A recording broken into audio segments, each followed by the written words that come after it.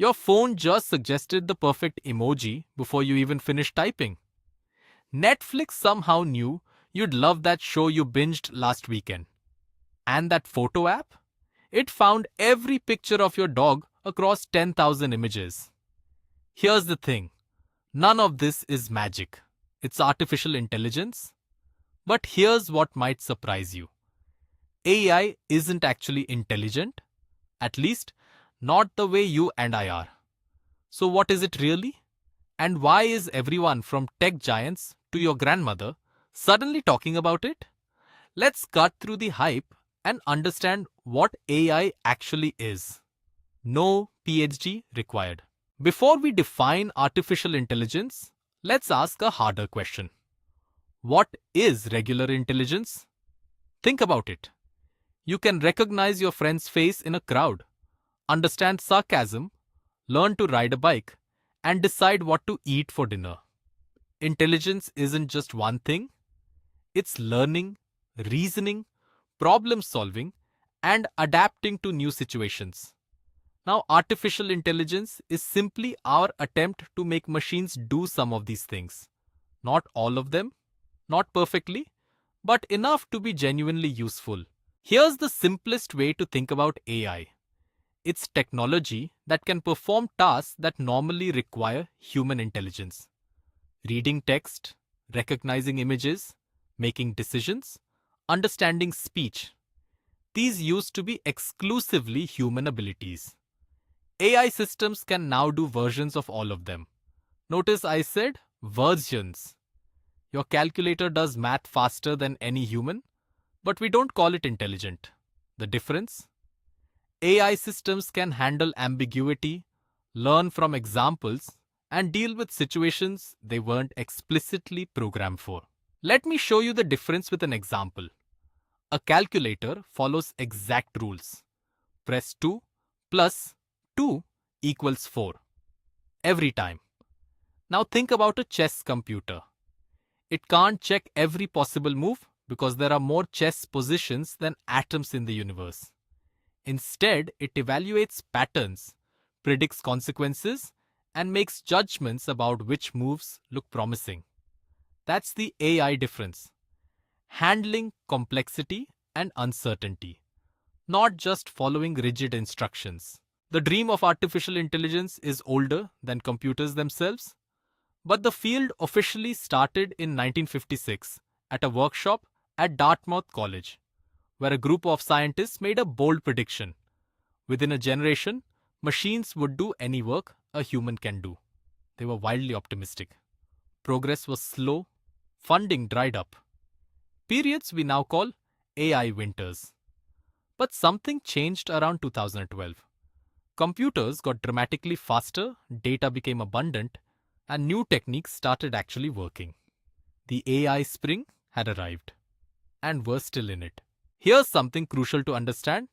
There are two fundamentally different types of AI. Narrow AI, also called weak AI, is designed for one specific task. Your spam filter is AI, but it can't drive a car. Siri can answer questions, but can't play chess. Every AI system you've ever used is narrow AI. Then there's general AI, also called strong AI or AGI, which would have human-like intelligence across any domain. It could learn anything, reason about anything, adapt to anything. And here's the important part. General AI does not exist. Not yet. Maybe not ever. When you hear scary AI stories, they're usually imagining general AI. What we actually have is very, very good at specific things. So how do these systems work? The most common approach today is called machine learning, and it's beautifully simple in concept. Instead of programming explicit rules, you show the system thousands of examples and let it figure out the patterns itself. Imagine teaching a child to recognize cats. You don't give them a rule book, 4 legs, fur, whiskers, pointy ears. You just show them hundreds of cats and say, cat each time. Eventually, they get it. Machine learning works the same way. Show a computer 10,000 cat photos labeled cat and 10,000 non-cat photos labeled not cat. And it learns to spot cats it's never seen before. This is why data is so valuable today. AI systems are only as good as the examples they learn from. More data, better data, more diverse data all lead to smarter systems. It's also why companies are so hungry for your information. Every search you make, every photo you upload, every like and click and scroll, it's all training data. This isn't necessarily sinister, but it's worth understanding. When a service is free, you're not the customer. Your data is the product and AI is the hungry machine being fed. Let's make this concrete. You almost certainly used AI today, probably without realizing it. That Google search that understood your badly typed question? AI, the face unlock on your phone? AI, the spam that didn't reach your inbox? AI caught it? Netflix recommendations? Instagram filters?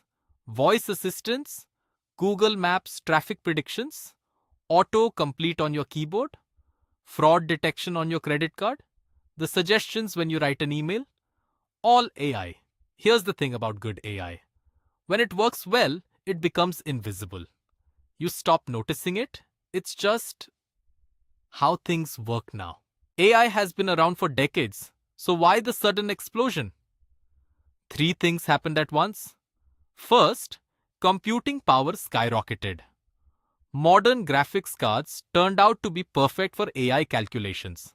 Second, the internet created oceans of training data, billions of images, documents, conversations.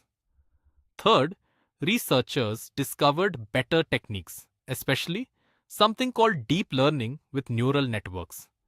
It's like having better engines, more fuel, and improved road maps all arriving simultaneously.